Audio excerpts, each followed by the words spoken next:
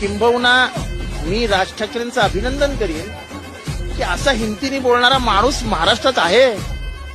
हिंमत लागते सगळं बोलायला. आपल्या मनात तर बोलताना हिंमत लागते. आम्ही कदरू झालो आहोत, आम्ही गांडू झालो आहोत, छंड झालो आहोत. आम्ही बोलायला पण घाबरतो की नको नको आपल्या मागे लागतील. बिंदास बोललेत राज ठाकरे जे मनात येते आणि ते अनेक भारतीयांच्या मनात आहे.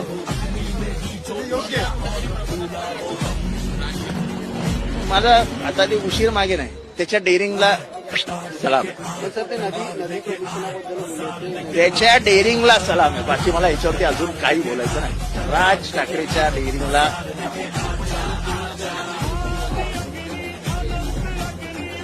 ते मला त्याच्याशी मला काय घेणं देणं आहे. तुम्ही स्वप्नरंजन करत राहा. पत्रकारांचं काम आहे स्वप्न पाहणं. तुमच्या स्वप्नावरच महाराष्ट्र झुकतो, दारतो, मोठा होतो, खाली येतो. त्यामुळे तुम्ही स्वप्न बघत राहा.